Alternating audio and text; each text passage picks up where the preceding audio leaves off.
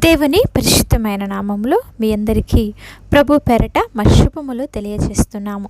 ఈరోజు దేవుని వాగ్దానము, యెహోవా యందు నమ్మిక ఉంచు వానిని కృప ఆవరించుచున్నది. కీర్తనల గ్రంథము 32వ కీర్తన 10వ వచనము.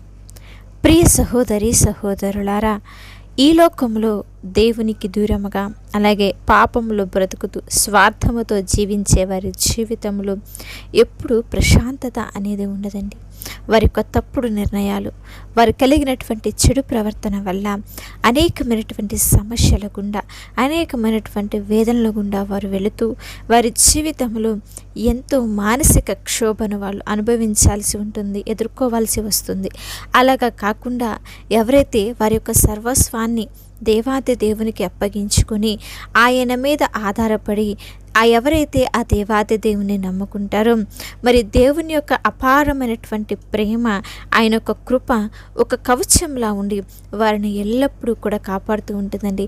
ఎలాంటి కష్టం వచ్చినా, ఎన్ని శ్రమలు ఎదురైనా, ఎన్ని శోధనలు వారి జీవితంలో వారి కుటుంబాలలో ఎదురైనా దేవుని యొక్క కనికరము వారికి తోడుగా ఉంటుంది. కాబట్టి వారి జీవితాలలో నిజమైనటువంటి సంతోషమును, సమాధానమును, భద్రతను వారు అనుభవించగలుగుతారు. అందుకే సామెతల గ్రంథము 3వ అధ్యాయము 5వ వచనంలో మరి సొలొమోను గారు రాస్తూ అంటున్నారు, నీ స్వబుద్ధిని ఆధారము చేసుకునక నీ పూర్ణ హృదయముతో యెహోవా యందు నమ్మిక ఉంచుము అని చెప్పి. నిజమే కదా, మన సొంత తెలివిని గనక మనము నమ్మితే త్రోవ తప్పిపోతాం, నశించిపోతాం, వేదనలు వస్తాయి. అయితే ఆయనను నమ్మి ఆయన చిత్తానుసారంగా గనక మనము నడవగలిగినట్లయితే దేవుని యొక్క కృప మనకి తోడుగా ఉండి మనము నడవలసినటువంటి ప్రతి మార్గంను కూడా మనకి తెలియచేస్తుందండి. భక్తిహీనులు ఎండిపోయినటువంటి పొట్టుల, గాలికి చెదరగొట్టు పొట్టుల అటు ఇటు కొట్టుకుపోతారు. కానీ దేవాతి దేవుణ్ణి నమ్మేవారు ఎల్లప్పుడూ కూడా ఫలభరితంగా ఉంటారండి. దేవుణ్ణి కాకుండా ఈ లోకాన్ని నమ్మేవారు, ఈ లోకాన్ని ఆశ్రయించేవారు ఎడారిలోని చెట్టులాగా ఎండిపోతూ ఉంటారు. అయితే ఎవరైతే దేవాతి దేవుని అందు విశ్వాసం ఉంచుతారో వారు లోతైనటువంటి వేళ్ళు కలిగినటువంటి చెట్లాగా స్థిరపరచబడి సురక్షితంగా వారి జీవితాల్లో ఉంటారు.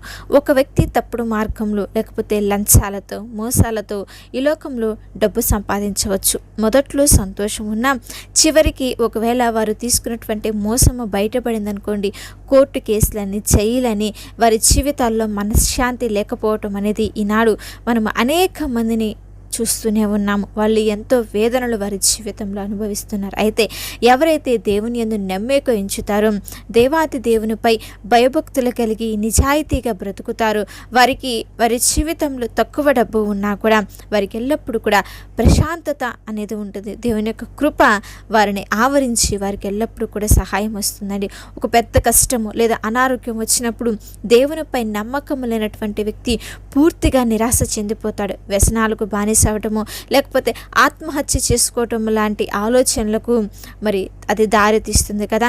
అయితే ఎవరైతే దేవుని యందు నమ్మకం ఉంచుతారో వారు కష్టములు దేవుని నమ్మే వ్యక్తి కాబట్టి నా దేవుడు నా చేయి విడవడు, నన్ను ఆయన నడిపిస్తాడని ధైర్యము కలిగి ప్రార్థన చేస్తూ ఎదురైనటువంటి ప్రతి ఒక్క కష్ట నష్టాలన్నింటిలో నుంచి కూడా చాలా సురక్షితంగా అతడు ఎదుర్కొని మరి దేవుని యొక్క నామాన్ని గణపరుస్తాడు. కుటుంబ సమస్యలు, ఉద్యోగము, వ్యక్తిగత జీవితం ఇలా అనేకమైనటువంటి ఎదుర్కొంటున్న పరిస్థితుల ద్వారా మనిషి ఎన్నో రకాలుగా కృంగిపోతూ నలిగిపోతూ ఉంటారు. అయితే మరి పరిశుద్ధ లేఖనంలో యోసేపు అలాగే యోసేపు యొక్క అన్నలు ఉన్నారు. మరి యోసేపు యొక్క అన్నలు వారు ఎంచుకున్న మార్గం ఏమిటంటే భక్తిహీనుల మార్గము. మరి వారు యోసేపు మీద అసూయతో తమ్ముడిని ఏం చేశారు, బావిలో పడవేసి ఐగుప్తుకు అమ్మేశారు. తండ్రిని మోసం చేశారు. కానీ ఆ తప్పు వారిని వదిలిందా అంటే లేదండి. కొన్ని రోజుల తర్వాత, కొన్ని సంవత్సరముల తర్వాత కరువు వచ్చినప్పుడు వారు తీవ్రమైనటువంటి మనోవేదన కలిగి ఉన్నారు. పశ్చాత్తాపము అలాగే ఎంతో భయముతో వారు గడిపారు. కానీ యోసేపు భక్తిహీనుల మార్గంలో లేడండి. దేవుని యందు నమ్మిక ఉంచాడు. యోసేపును బానిసగా అమ్మేసిన, అపనింద వేసి జైలులో పెట్టిన యోసేపు దేవునిపై నమ్మకాన్ని మాత్రం కోల్పోలేదు. అందుకే ఆ జైలు జీవితం నుండి, ఒక బందీగా వెళ్ళినటువంటి పరిస్థితి నుండి ప్రధానమంత్రి స్థాయికి దేవుడు అతన్ని హెచ్చించాడు.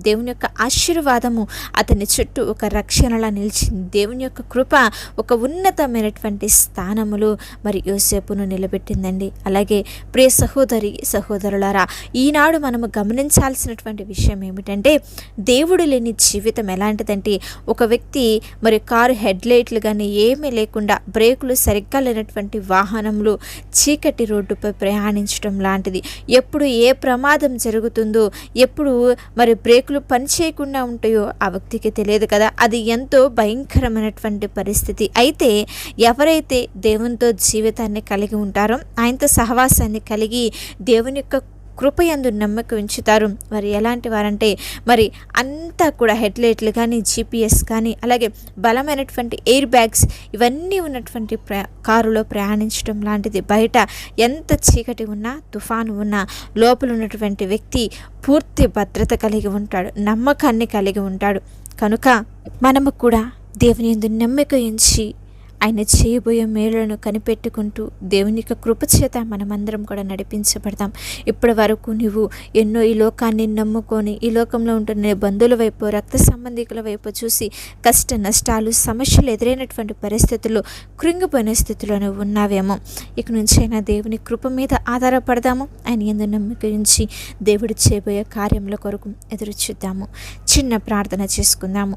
ప్రేమ కలిగిన మా తండ్రి, మహాపరిశుద్ధుడా, దయగలిగిన మా దేవ, ఉన్నతమైన ఘనమైన శక్తి కలిగిన మీ యొక్క పవిత్రమైన నామమునకై స్తుతులు స్తోత్రములు చెల్లించుచున్నాము దేవా. అవును తండ్రి, నీ యందు నమ్మకం ఉంచు వారిని కృప ఆవరిస్తుందని వాగ్దానం ద్వారా మా అందరితో ఈనాడు మీరు మాట్లాడినందుకు స్తోత్రాలు చెల్లిస్తున్నాం.